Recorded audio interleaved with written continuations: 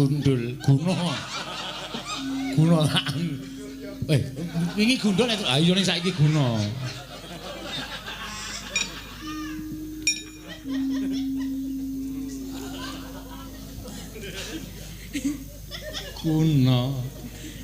Guna kaya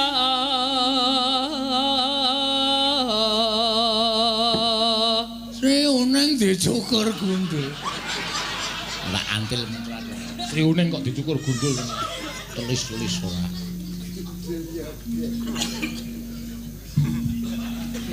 Purune kang tenang tepi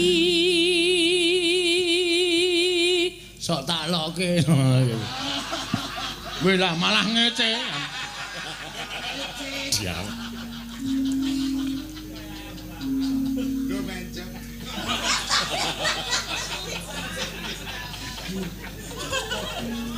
Ya. Nuhoni trahu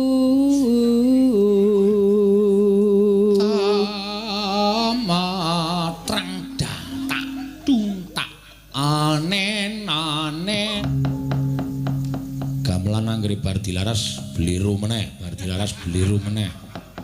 nek ora apa-apa ya gamelanku ki sesuk arep tak jenengi iki Kiai Guntur Geni sing nang omah kae Kiai Guntur Angin. Lho, ora medeni. Tak bancaki kok. Guntur Geni, Guntur Angin. So nek iso yasa meneh tak jenengi Cis Trisula. Pokoke kudu sing serba kayangan. So nek iso yasa gamelan meneh tak jenengi Kawah Candra Dimuka.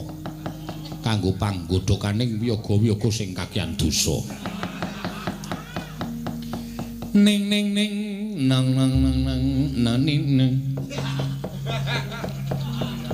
Aku nek kelingan cara mbiyen mriki anggere dalang wis muni ning ning ning nang. Adoyana tanembang iku maning adoyana. Yana aduh. Tanembang iku maning adoyana. Yana aduh tak nembang. Jan kelingan jaman semono. Penak tenan. Nek dalang sepuh mbiyen nuwun sewu, bapakku ki ya dalang, mbahku ya dalang dadi arek goro-goro niku mesti ning ning ning tak ninting gamelan. Adoyana, ngono kuwi rasane kaya penak kae. Saya nek anu karo nembang adoyana, wah mesti saya penak. Ning ning ning nang nang nang nembang sing kepenak. Kakang Mbak Yu aja lali welingku yen kowe rumahku ora perlu kesusun pamrih supaya sangat tekan dadi supir Mbak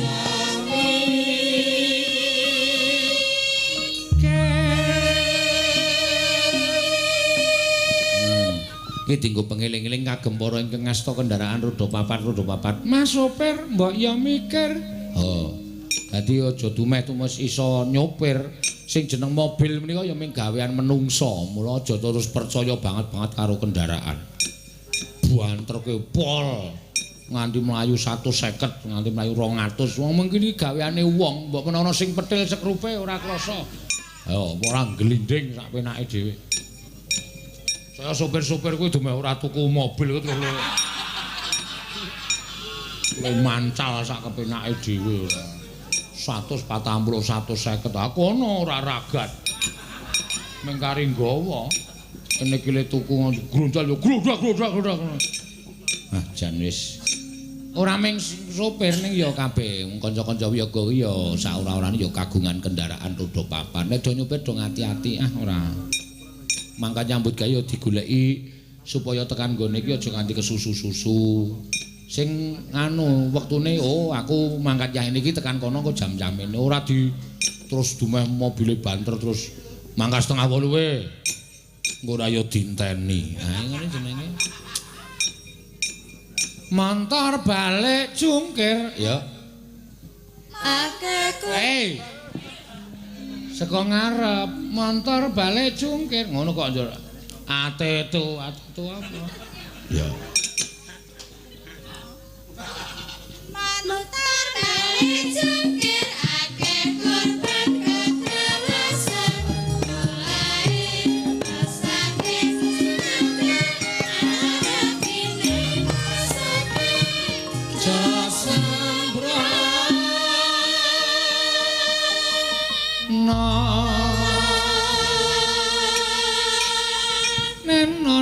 Neno mangga aja padha eno elingo tatahe nyawa prayoga manutut lintas nakorane serapake Mas.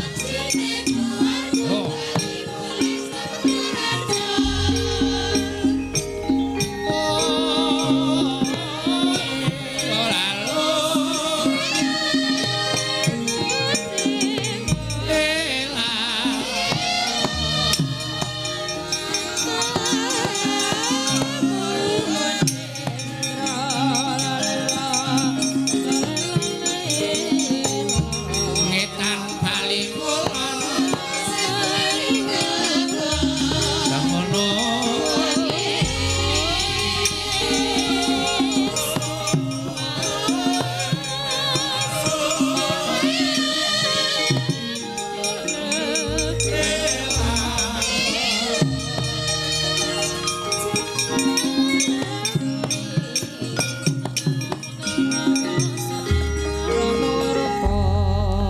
Kowe metu ki mesti ramane banter lho kok. Dlang mbok ngematke, Tru. Nabuh ki nek untune lara rekoso lho, Tru. Wis ora iso guyu. Kancane do kemengkelen kono cenut. Mulane sing jeneng untu ku ya wajib diupakara. Ora kok bisa kepenake dhewe brumeh bengi mayang nyambut gawe esuk turu tanpa lali ora sikatan. Untune ya bakteri ya do mlebu. Ora ha iya. Mula kabeh awake kudu diupakara. Pancen ya bener mula aku saiki wis tak giatke meneh. Aku pit-pitan terus. Ha iya. Aja nganti nganu gong awake digerakke. Ora mung terus turu mari rampung dandan Jawa mangkat meneh. Engko ndak penyakite numpuk. Iya, ngono ya, Gong. Heeh, mula aku ndek cita-cita rombongan kita ajak ngepit bareng-bareng. Oh. Anek kowe pancen pemimpin sing apik tenan ya rombongan iki tukok ngepit siji-siji terus jak ngepit bareng-bareng. Wis rasa sida kowe? Ha iya. Bubar. Mesti anggere duwe rancangan kok mesti kon cucul. Ayo sing duwe gagasan kowe kok ya. Heeh, ya mula nang ndi papan anggere ketemu mesti akeh sing ndongake ya, Tru. Amin, pokoke digawe sehat awake Gong. Heeh, mangan ya ora ngawur. Ya ora sak mangan-mangane dumeh lagi kepomana lan semua apa-apa dipangan. Aja sok mangan jeroan. Iya. Marai penyakit. Mangan jeroan upamane cawet. Jeroan ki jeroan pitik. Daging brutu, usus ki aja dipangan. Heeh. Kuwi sumber penyakit. Mangan ya sing ijo-ijonan. Ya kaya to gendera. Kok tak tonyo modar lho ora. Ngono lho. Mangan sing ijo-ijonan sing enak-enakan. Maya. Mergo wanggere sawak ki ngancik umur 50 kuwi lagi krasa. Penabuh ya aja mempeng-mempeng. Piye carane supaya tabuhane lirin ning suarane seru. Oh. Carane piye, Gong? Dibarengi ro swara. Oh. Ngono. Mikir kuwi aja dienggo ngemiki apa gamelane nggo ngemiki cangkem. Heeh. Didep tung dang tak nong ning neng karo nabuh ora gamelane seru. Kowe kene ndide kok senengane aneh ngono lho Gong ora. Mergane ya kuwi aku nek weruh kanca-kancaku ki jan saben bengi do nabuh ya ora kesel babar blas. Iya. Ana weruh wetenge kancaku sing demung kuwi jan aku sok mesake. Saiki wis suda akeh saiki. Kaya arep tak ingoni iwak. Iki upama ditukokke lele ngono iso lemu-lemu iki. Awang wetenge wong arep dingoni lele kowe iki. Saking gedene wetenge. Iya, Man. Ngendang ki ya ngrekoso. Iya, mula aja sok dadi sia-sia. Aja pisan-pisan tok digawe lara atine. Pengendam ki ngatur irama. Iya. Anggres muni tung ndlep. Ha iya. Tutung ngono manut pengendange, pengendang sok doyak irama ki mangkel ning ati. Kaya ora dinut. Merga napase irama ketuane iringan ki pengendang. Ha iya. Ngendang ngejak tundang tak iramane tutung tutung drang tak tutung tutung tutung. Kuwi pengendange ming-mingo ning atine lara. Mangka wong nek atine lara ngampet ki penyakite lever. Oh iya. Ati ya sing diserang. Iya. Lever kok ya. Ha iya. Soale ati sing diserang. Atiku. Anjen ya bener. Ngono ya kok kabeh iki ngemu resiko. Resiko saya melek saben bengi. Iya. Wah mau ya karo Pak Petrus wis diparingi job meneh to. Waduh, alhamdulillah. Nendi kong nang Jakarta ora baen-baen kancane Pak Petrus kuwi pengusaha Astra ning Jakarta kono. Seneng aku. Kapan kuwi tanggal pira kuwi? Tahun 2020. Waduh. Aku isih jauh hari. Aja kuwatir manjere isih suwe. Lho. Kudune manjere iki saiki kok isih suwe ora. Pokoke disyukuri anggere ana wong pesen ki pokoke disyukuri. Ateges isih ana harapan tahun 2020 kuwi iso anyicil. Ayo kan. Jan apa tenan. Ayo karo disambi nembang terus. Yo. Nembang sing kepenak, ayo mestine sing kepenak. Ngaturke sing klasik dhisik ya, Tru? Ya. Ngaturke apa sing klasik? Aku kepengen sinom parijata, Tru. Nyamat. Oh iya, wah. Ki ana pawarta mau Banten gempa, Tru. Oh, apa? 5, berapa ngono. Muga-muga ora ana apa-apa iki penggemar saka Banten lumantar WA. Weh. Jen, kaya werna-werna ya kok bencana kok nek ndi papan wingi tangkupan prau tanpa dinyana metu abu vulkanik kaya geger. Tangkupan prau ki mongko ning isor pisatawane ning dhuwur makbul. Wah, ya wis pokoke ndonga wae karang donya ki wis sepuh. Bumi ki wis sepuh terus. Iya. Mula ya iki dadi pengeling-eling wajibe awake dhewe umat manusia iku kudu ndang sadar. Ayo. Kudu ndang eling marang kahanane sing bengkong digawe jejeg. Iya. Sapa sing keparengan nyekar? Sinom Parijata. Aku nyuwun suarane Mbak Wahyu Krisnawati. Oh iya. Presiden saka Semoyo Berbah. Sleman.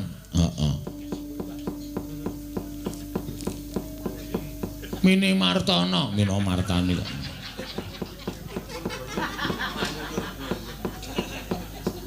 Bapak Yuwi le nyindani aku ya wis suwe tenane. Kaliman jangan nom. Kelingan jangan nom kok kaliman jangan nom ya apa? Walik-walik nom seneng. Neno.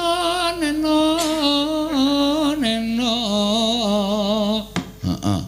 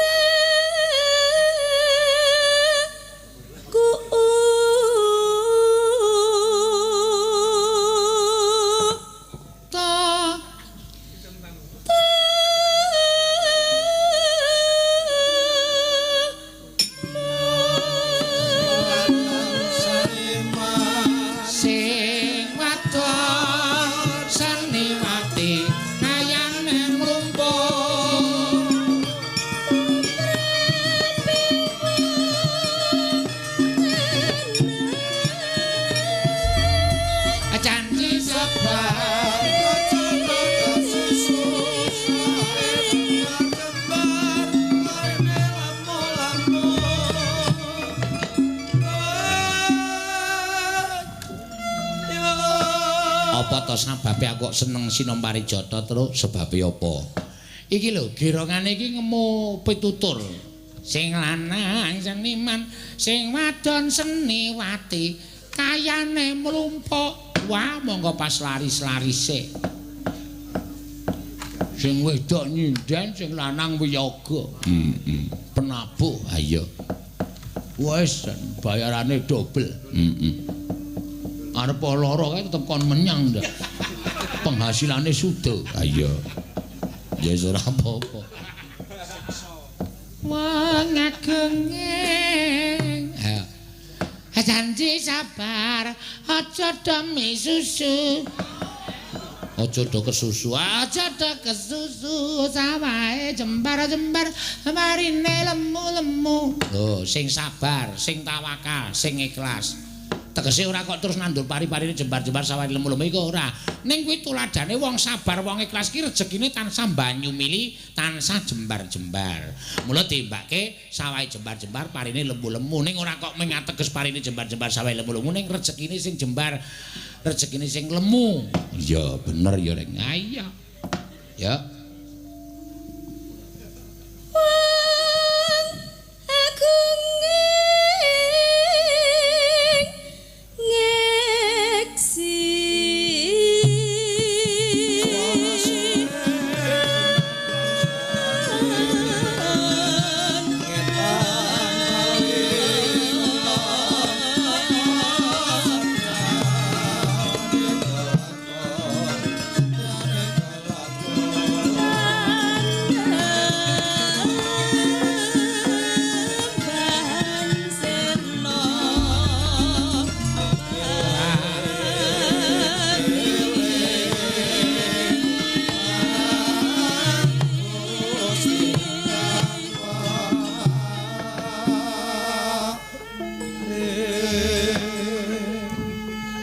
Kembang suling kumandang suarane. Ngono iki tegese apa, Rek?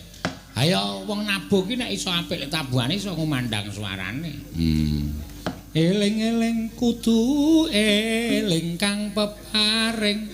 Wong urip nang donya kuwi kudu eling karo sing paring penguripan, paring rejeki, paring apa wae ya kuwi Gusti kang karya jagat. Mula setiap girongan ki mesti mengku surasa, mengku pitutur. Iya, terus iki kok Wahyu ki anggere ditunggoni sing lanang kok suarane ora gerak ya terus. Heeh. Sing lanang melu kok. Wah ya mau bengi kak dhek izin. Heeh. Izin ora mangkat. Ora mangkat ding malah kelingan. Heeh. Mesti semedon.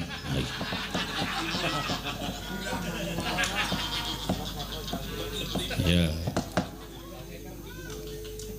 Kepati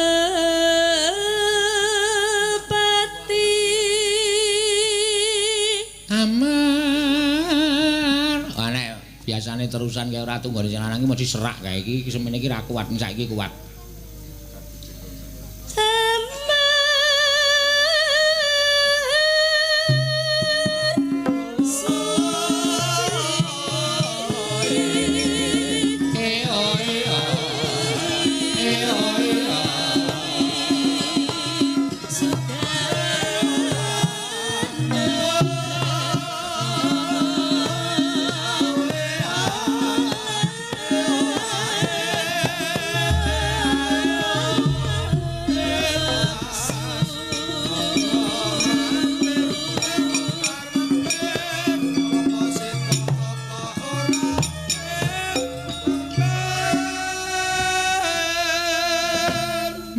Mas monggo mampir mampir apa sida apa ora mampir apa artine Rek? Aduh nek kuwi aku ora pati dong. Kowe ngerti Gong? Wong urip iku kudu silaturahmi. Weh, iki Bagong malah iso njelaske. Mampir Mas silaturahmi. Mampir mampir apa sida apa ora? Apa sida apa ora? Ngono wong silaturahmi kadang sok gojag-gajeg aku mampir ora ya ning silaturahmi iki becik apik dene godaane setan rasa ora penting ngono kuwi apa sida apa ora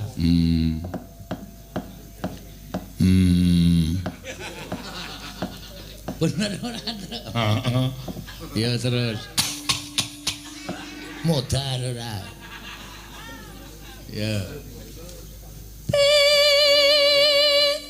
Nafsu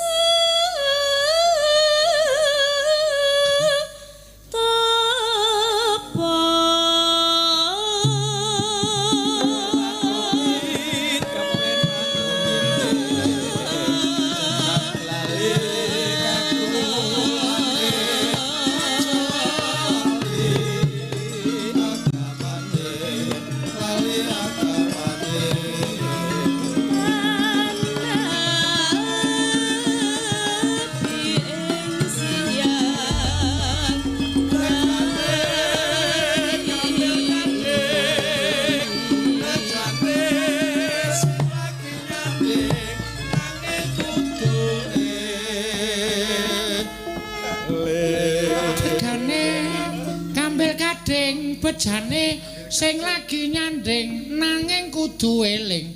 Wong nek wis nyanding wong sing lencir kuning kudu eling. Statuse apa? Weh.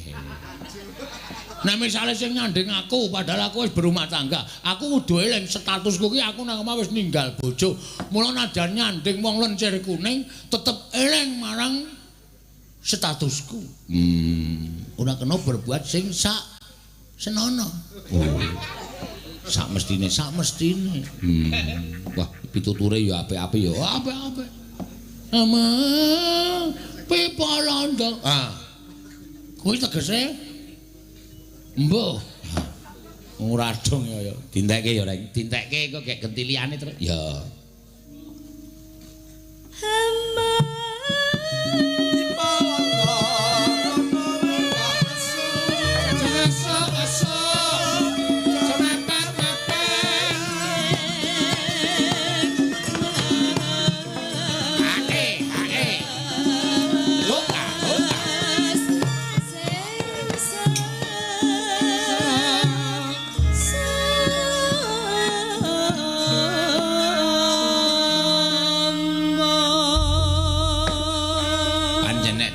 Gerok ya suarane ya iso diandalke ya, Tru.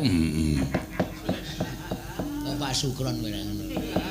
Iso diandalke. Apik suarane anggere wis muni dirusui sing lanang suarane gerok ngono kae jan.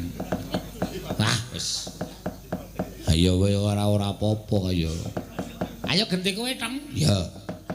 Nembang sing kepenak. Nah aku tak slendro wae, Reng. Oke, men diwalik karo Pak Bungkek, diwalik karo Pak Bungkek. Iya. Suarane yo apik. Sapa? Pak Bungkek. Iya senengane. Aneh-aneh ora. Ayo, nembang apa, Tong? Sing kepenak. Reng. Apa?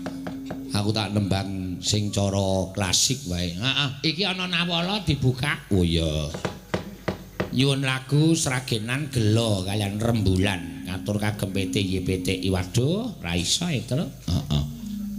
Gelo ki sing kepiye?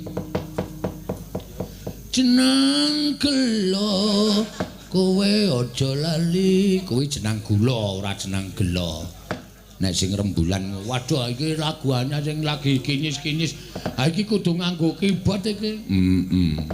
Nek digawe Sragenan ya urung tau krungunya. Dikundurke ora iso minangkani kok. Rembulan ora iso. Rembulan di waktu malam. Ora dong ya, Gong. Sesuk tak ajar sik. Ya. Bawa apa, Tru? Dandang gula Semarangan. Sing nyekar kajenge Mbak Agnesia Nandasari Nuring Tias. Ya.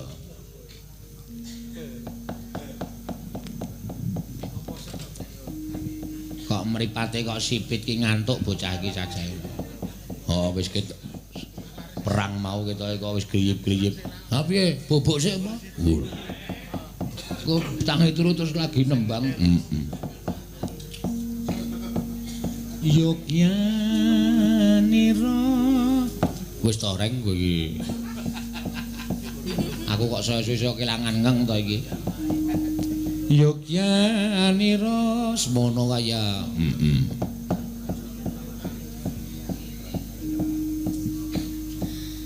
Yogyanira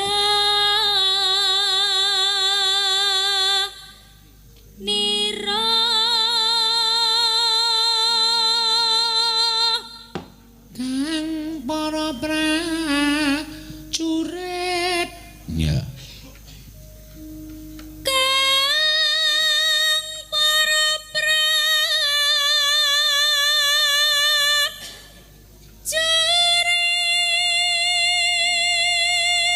Wah, mentit iki. Mentit.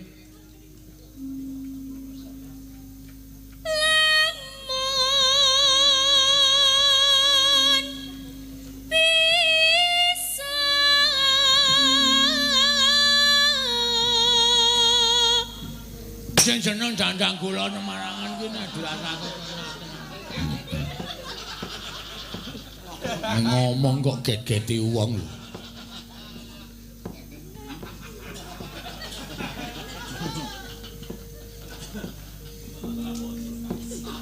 Pak Wondo kaget, Pak.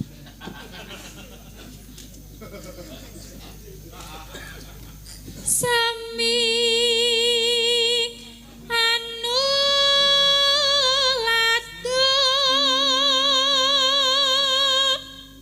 Duh ngene caritane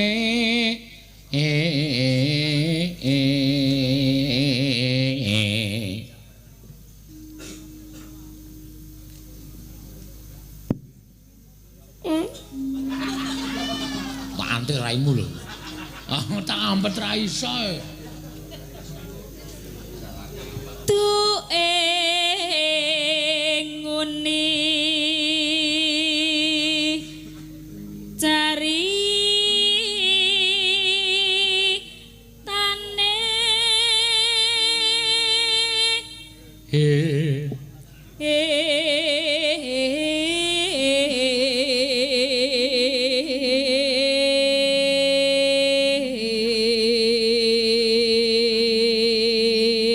andelira sang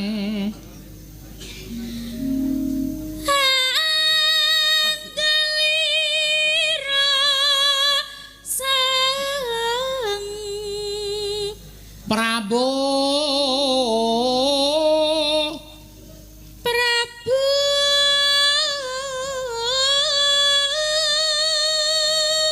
Sasrawijayan. Sasra bau. Sasra bau. Mengmuni ngono mripate nganti mendonong. Ha iya. Sasra bau. Sasra bahu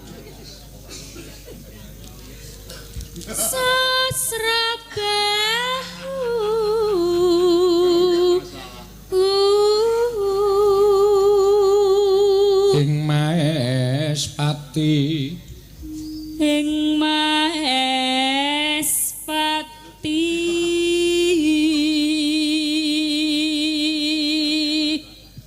aran pate Suwanda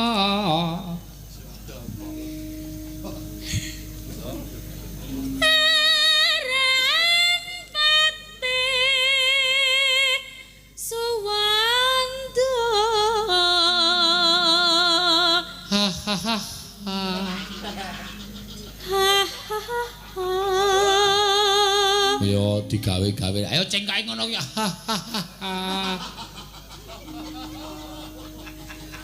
Lelabuhan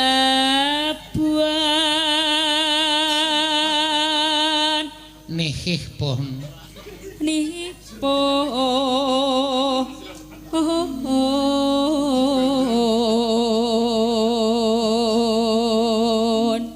Kaki rasa prehara. Ora ngono kabeh. Njurku. Eta kaya piye ora piye.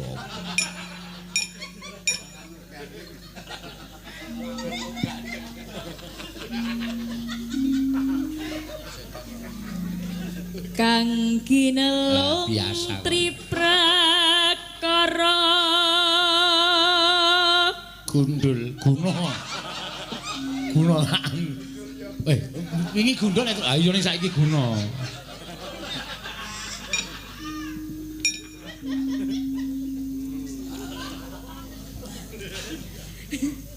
Guna. Guna kaya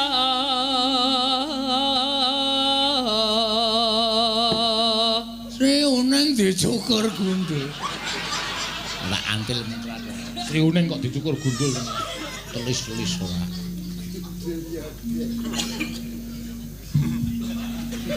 purune kang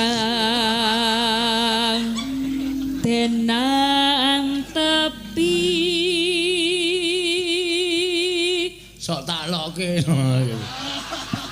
Weh lah malah ngece. Diam.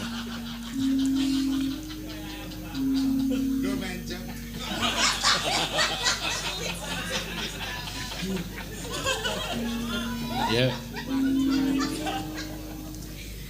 nuhoni trahu Matrang datak tuntak anen anen anen ning nang neng ning neng nang ning wah kuwi apal gendinge rek ning nang nang ning nang ning nang nang gendangane gendeng-gendeng gendeng lho drijine ngene terus ayo dobel heeh suarane dobel mangga ya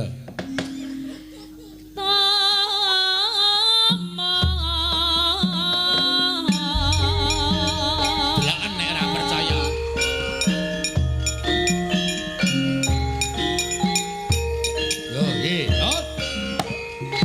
ora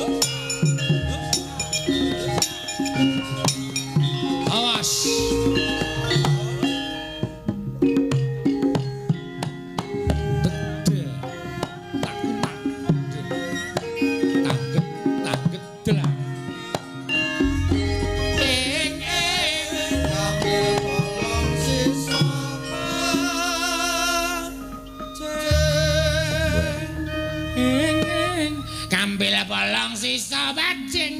Weh. Ing tiba ing ya. Ing. Aja ora omong jenenge maling. Weh, iso apik kok. Ing. Bantal dawa jenenge guling. Weh. Ing. Numpak becak temumplak jenenge goleng. Wih kalipane kedawan. Angling ngono lha ngethok. Ing ngesok wedang jenenge ngiling. Weh. Ing ndodok rutut jenenge maling. Ra wae. Ndodok rutut kok jenenge. Ndodok rutut jenenge jagongan. Iya. Dari mana datangnya cinta nino dari mata turun ke hati ngetan paling ulon apa setiane kelakon dul gundal gandul dari mana datangnya cinta sayang dari mata turun ke hati nah tapadara tatu miring aku miring ya iso Kok dari mana datangnya cinta? Wis ben cakepane manut aku wae sarana. Dari mana? Pokoknya nek datangnya cinta godhol gundal kan.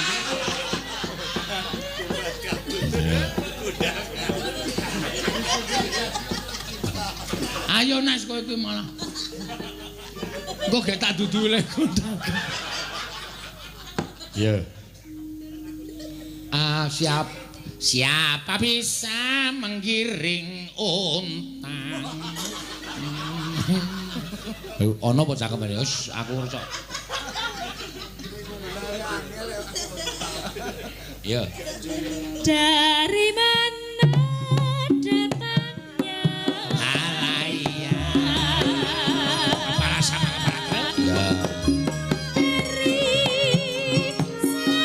Hidung sama hidung. Kaki sama kaki. Leher sama leher. Oke. Kembali kepala. Datangnya cinta Hidung. Kaki. Leher. Kepala.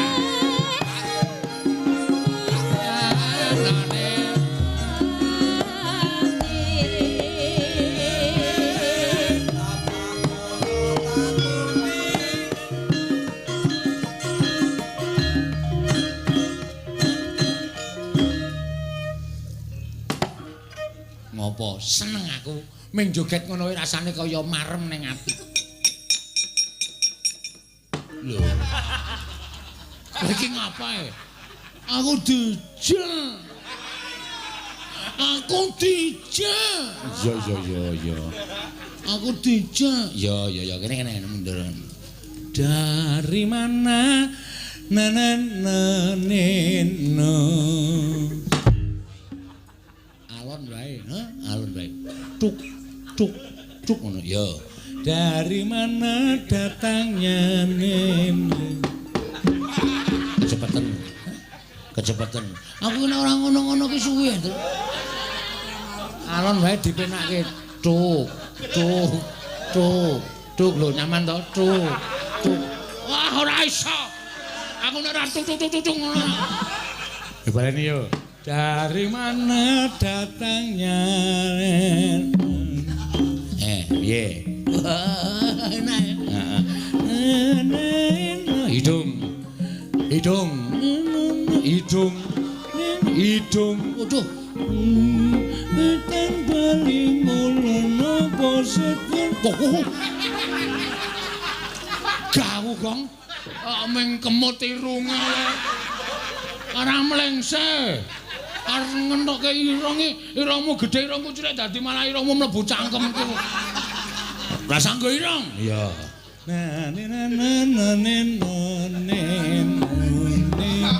Hidung.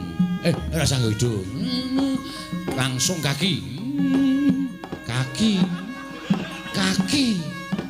Wo, waduh, seron.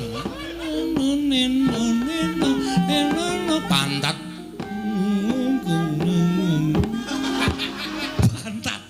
Wah.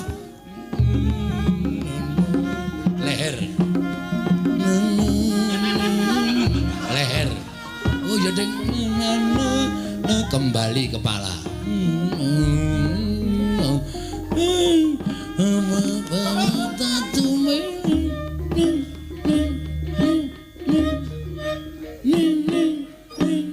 Ora pas.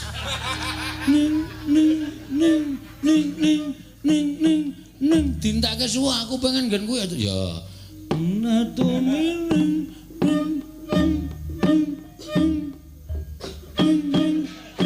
Ora pas.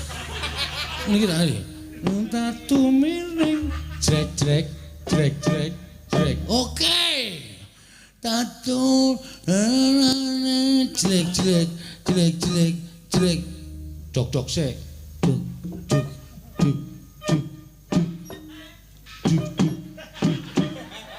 Wah. Angel tenan. Kene. Kara-kara aku ora dadi ra. Ayo.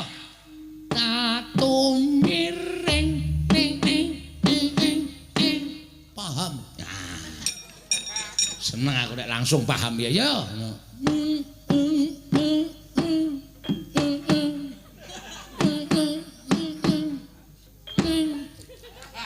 Sip. Wow. Kleru kok sip ora. Karo gareng langsung iso aku. Kleru ora. Yo disuwuke ya Neng, disuwuke. Dari mana deng tandeng gong ngono wae. Ngawur. Yo. Siapa bisa menggulung tenda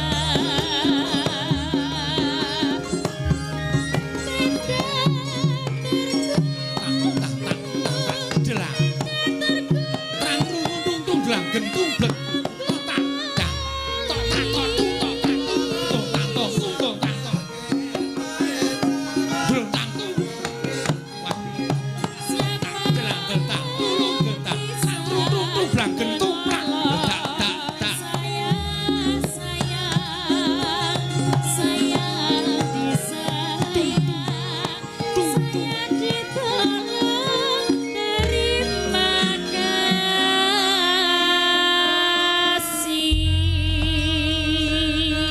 Kowe nek ra iso ngendang, nuntun pengendang. Wis suwe pengendange iso masuk angin lho, Lek.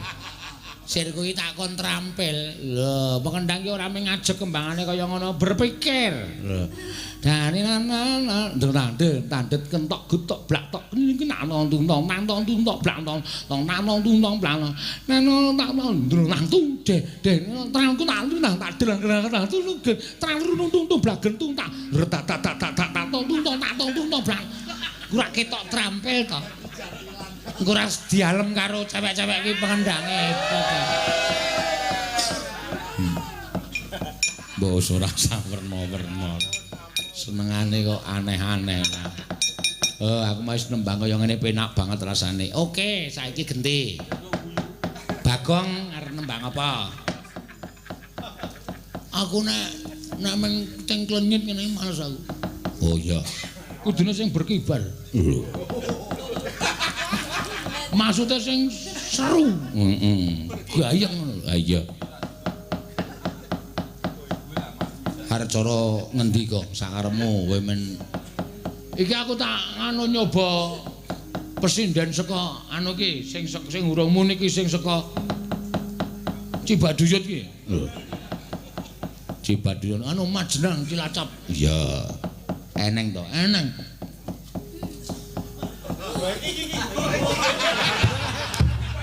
Lho. Sing takon ki wedok kok sing ngadeg lanang. Ya senengane lah. Tak kira. Aku ora Cibaduyut aku Cibanyak. Ya, ayo Rido. Ya, nembang apa Pak Dalang? Nembang apa? Rika bisane apa? Nyong Ya. bisa turu. Iki juga apik kaya kowe. Nyonge cocok. Nyonge cocok. Nembang. Iya, nembang. Cara Banyumas apa cara Sunda? Manut. Manut? Nyong manutan kok. Ya.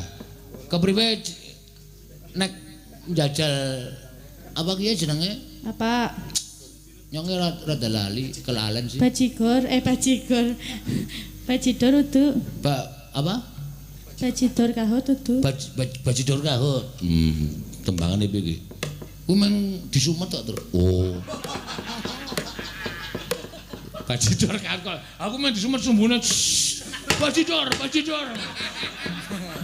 Ora kembang api ora bajidor. Apik iki? Coba kiye karo njajal si Mas Denko ya supaya ya kiye kaya sing dilatih ki kendangane Mas Denko. Makane Mas Denko ben nyocoke karo kanca-kanca saka warga Laras kaya kiye. Ya, siap. Dikali nyanyi aja kemper-kemper.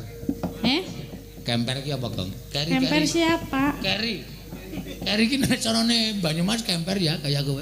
Ya udu. Tulirikane basa Banyumas nyonge duwe wong sing bisa bahasa Banyumas. Siapa Pak? Kiye mantan penabuh Inyong. Sing sakiki wis dadi gelandangan. Wong endi? Kiye wong Banjarnegara ki amangane ya kaya cara Cilacap. Banjarnegara. Iya iki sing sende-sende anu apa cagak panggo kiye gemian kiye wong kiye pengenong Inyong. Pengenong. Iya, pengenong. Jenengane sapa, Pak? Jenengane Gombloh. Apa temenanan? Temenanan. Oh iya, biyen ya rombongane bodong barang kuwi. Warga laras. Asli Banjarnegara. Sesi pertama. Asli Banjarnegara. Ngisor jembatan Kali Cerayu. Ya Juragan Dawet berarti. Hah? Juragan Dawet. Utule dawete mencotot gara karo-karuan.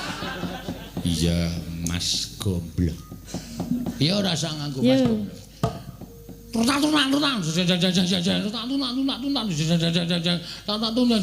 Wah, iki iso ora dadi lho Gong, pendemu sing iji lara untu. Ket mau wis ora senyum babar blas.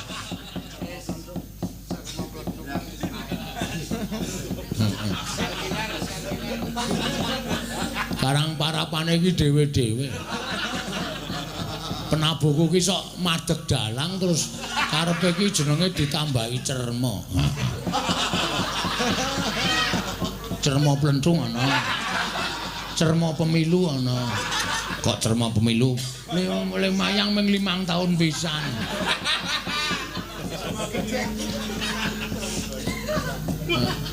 Ya ora apa-apa karena ya menawa sok kondang.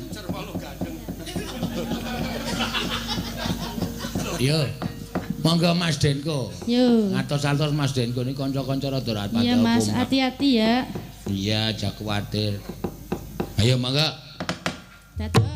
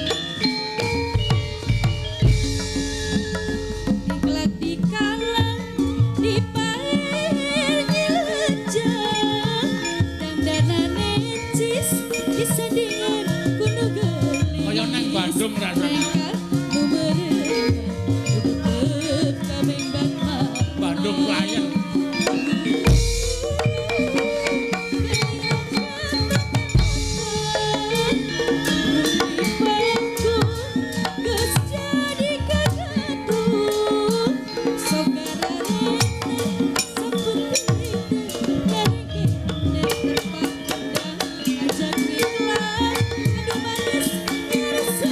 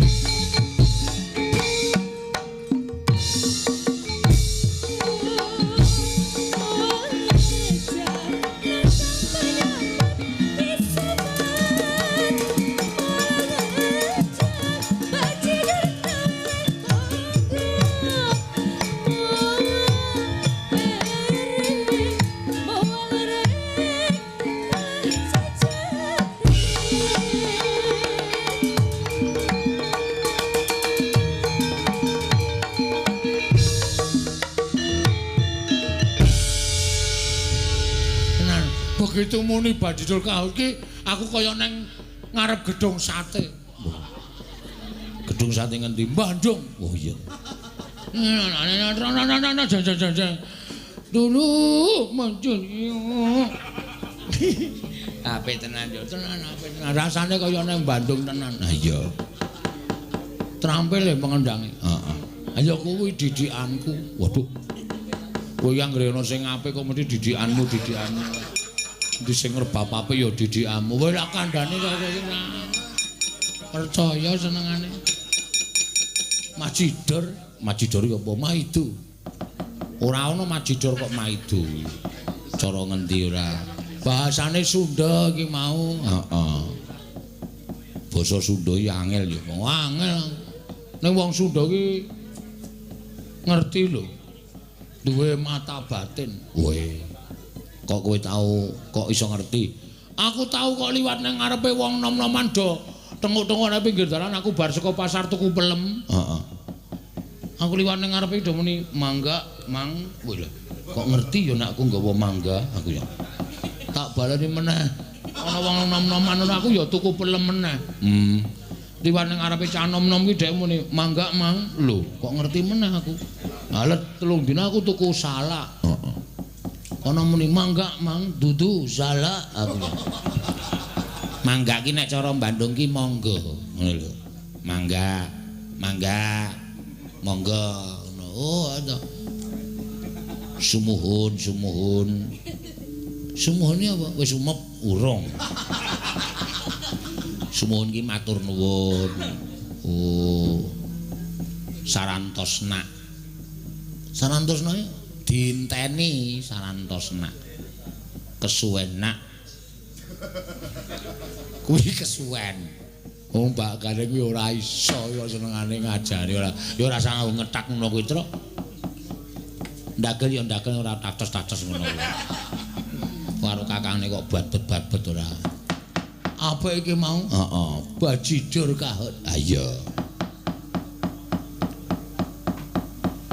Liyane sing dilatih kaya apa, Gong? Senam. Arep senam iki. Gendinge lho kok senam jenggomu mlocot ora. Ora sumasaku kok ya tanggo ngibur awakku dhewe katur. Ya. Yo.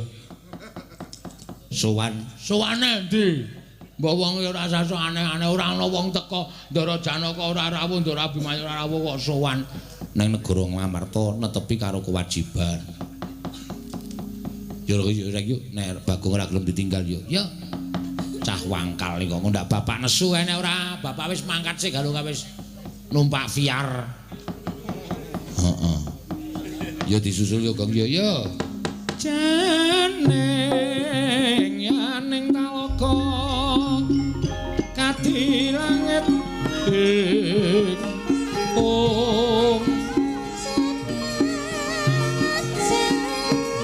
wis kono mumpung difoto ya.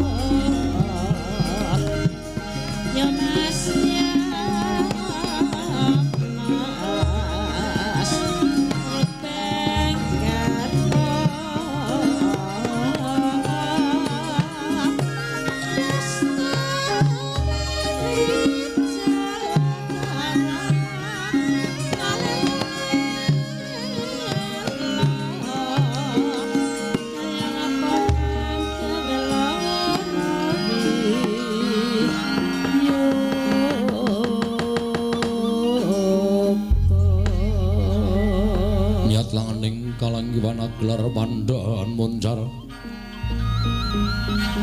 tinon lir kekonang surem sorotetan padang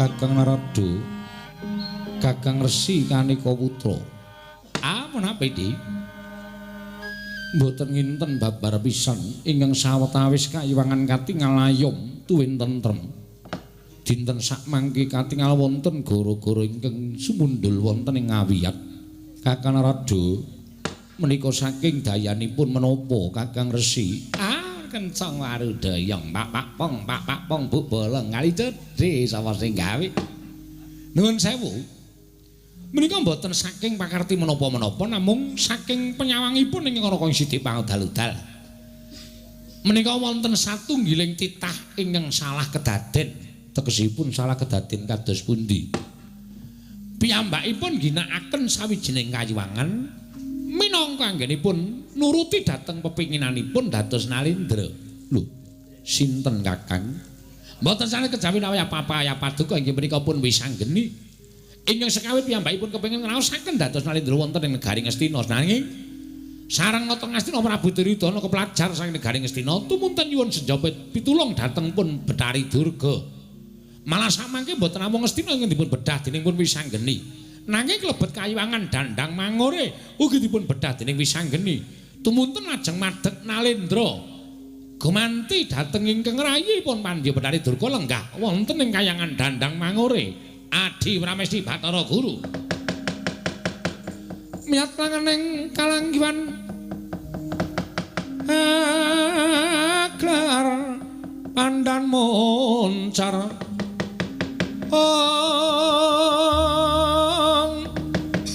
tinon lir kekonang surem sorotetan padang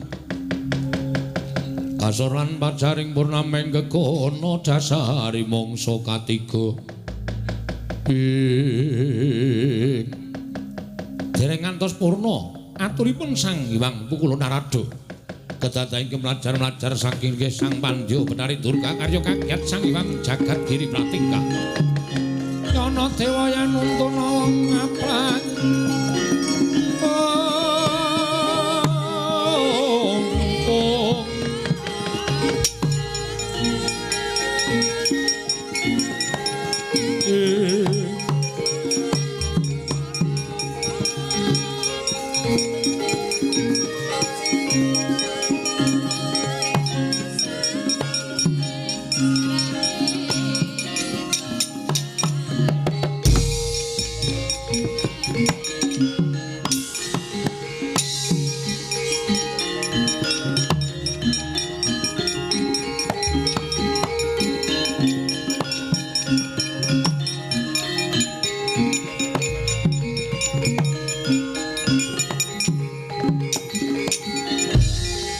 Goncang kanjeng langit kelap-kelap katon lir gincanging aris risang mawe gandrung sabaran katulu wukir moyak mayik ing Durga ana wigati apa dene sira swan mangka tanpa tinimbalan nuwun amat pasang Kalimantabi tinepi ing lodune Jemawaing tawang towang Pukulun boten nginten babar pisan bilih badhe kewirangan ingkang rayipun Pandya Betari Durga. Kewirangan kepiye? Ingkang sekawit kula menika nampi sowanipun putu kula pun Duryudana. Nyuwun senjata pitung dhateng rayipun Pandya Betari Durga anggenipun negari Ngastina sampun dipun bedah dening pun wisanggeni. Nanging boten kanthi kanyono-nyono wisanggeni malah sowan wonten ing Dandang Mangore.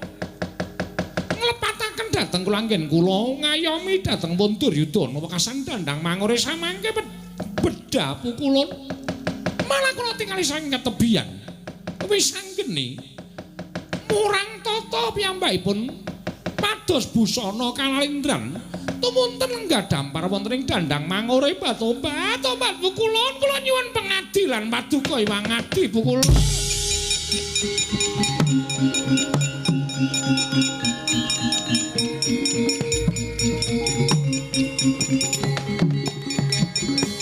Andita kang kinarya wangsit pindha kumbang ngajaping tawang susuh angin ngendi nggone Kakang Narada menawi bener pangandikanipun Kakang Resi Narada jebul wisanggeni sampun nerak pacak nerajang perbatak dupeh piyambakipun menika jalma pinilih dening para Jawata wekasan ginakaken wewenang kinarya sewenang-wenang menika kedadipun emutaken mboten namung dipun emutaken nanging wisanggeni kudu mapan wonten ing kawah Candra Dimuka mangke riyin sampun ngantos paduka lajeng kesluru nuruti dhateng mubal babaling kanepson krana aturipun panjenengan Durga kedadipun petang lho kedadipun petang menawi jengandika Adi Pramesti Bathara Guru menika wantun badhe nyemplungaken wisanggeni wonten ing kawah Candra Dimuka menapa mboten ajrih kaliyan dukanipun Sang Asih Prana inggih Sang Hyang Padawenang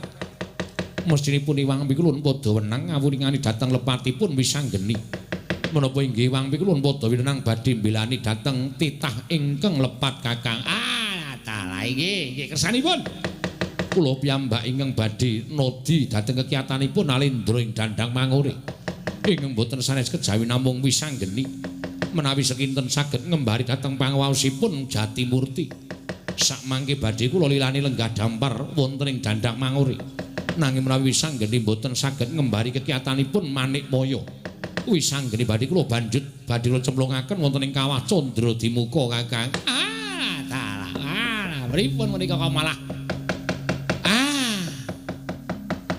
krewikan dadi grejekan kados mekaten Kakang Narada sampun tumun-tumun perkawis menika kula piyambak ingkang badhe tumurun wonten ing Dandang Mangure nggih kula semanggaken nadi kula semanggaken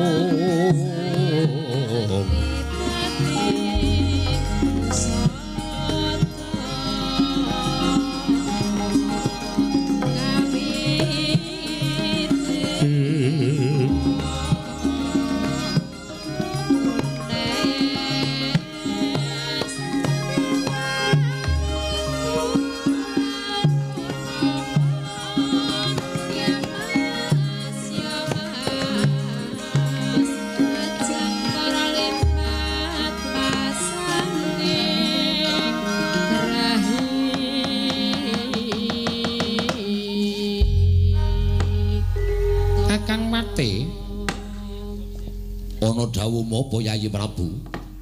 Sawetara katon tentem negara ing Dandang Mangure. Merga sawa pangreng Nalindra Prabu Wisa geni. Ya.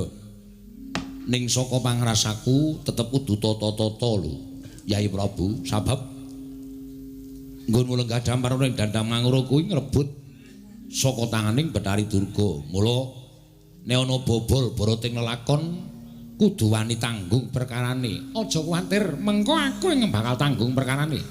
Kakang Mate ora usah dadak melu-melu. Nek ana apa-apa tak tanggunge dhewe, ora bakal ngembet marang ngersaning Kakang Mate. Iya, sakarepmu, Yayi Prabu Wisanggeni. Gunjang kancing langit kelap-lapaton.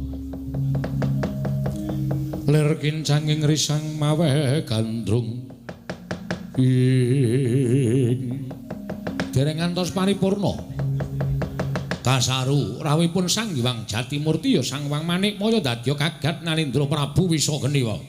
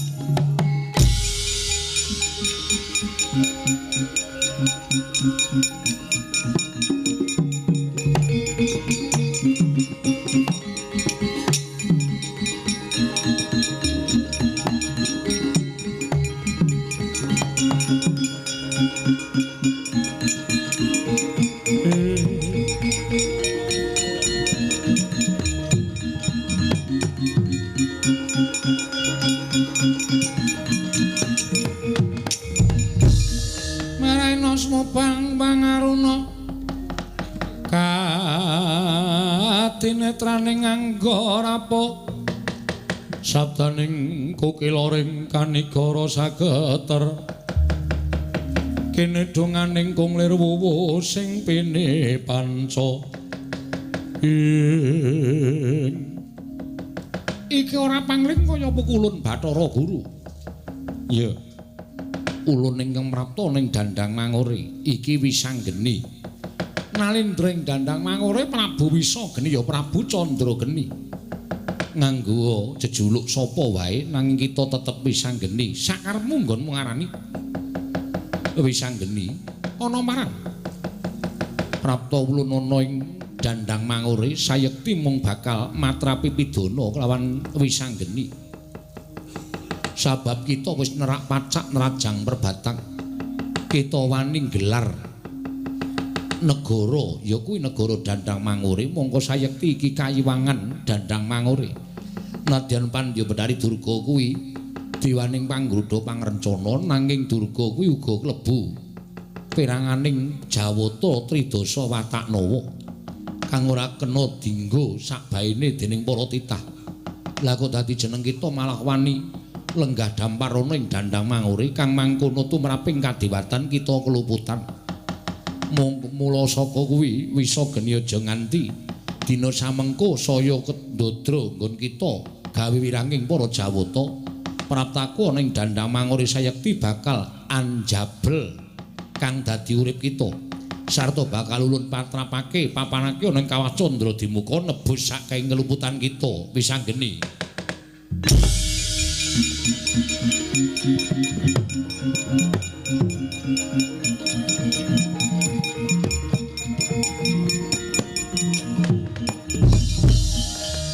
Bathara Guru, yen sampeyan arep njabut karo nyawane Wisanggeni, aku ora bakal kabutan.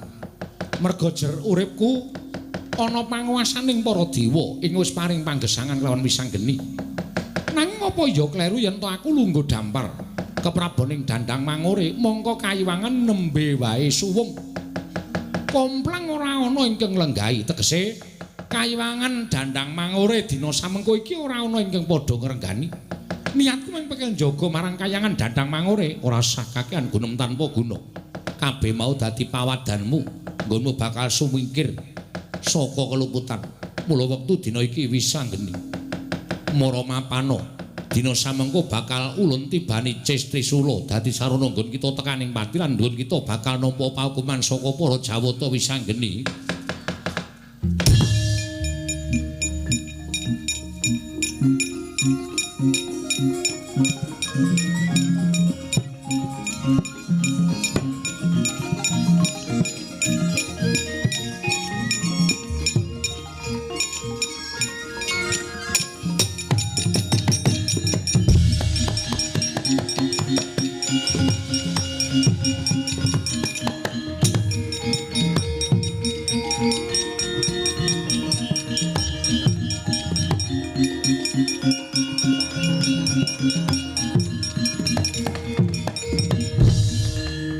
Kita pamer kekuatan bakal ulun tibani pusaka Cestri Sula teka Bandrana geni sak lumbung Bandung kengayomi kelawan jeneng kita Wisanggeni.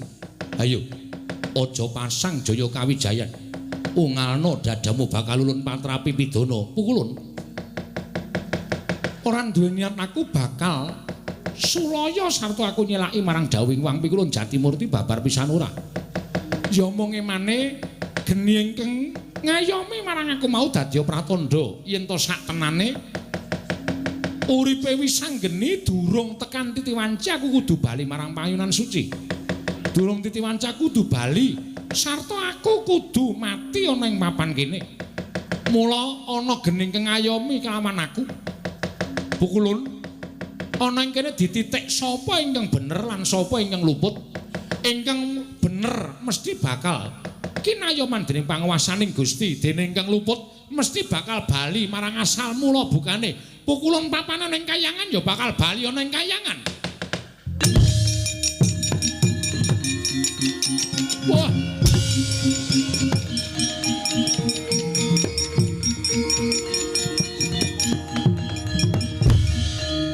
Ora kowe kok ngleleng. Yai Prabu kok dadi kekuatane ngedapi-dapi. Ming sak omong-omongmu kok dadi kasembadan. Wis rasa dadak takon Kakang Patih kowe pokoke manut karo aku ya. Ora ming tekan semene iki isih akeh sing bakal nyoba. Nalendra ing Dandang Mangure Prabu Wisageni ya. Aku mingkari manut karo Yai Prabu.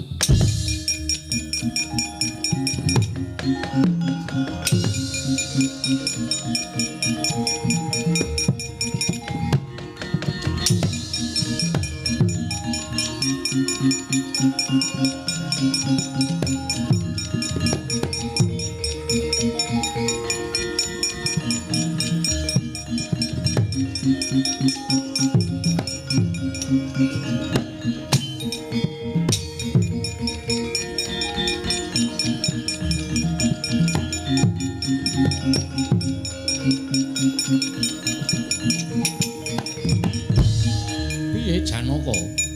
Koko Prabu ngaturi ketiwasan. Lho, ketiwasan piye? Kabar ingkang sampun kula tampi bilih anak kula pun Wisanggeni dinten sak mangke badhe nyuwun wangsul ing negari Ngastina. Nanging sareng kula titip priksa jebul negari Ngastina dinten sak mangke komplang. Koko Prabu Duryudana mboten lenggah. Anak kula Wisanggeni nggih boten ketingal wonten negari Ngastina. Lho lak terus padha menyang endi Yayi? Kula piyambak boten mangertos Koko Prabu.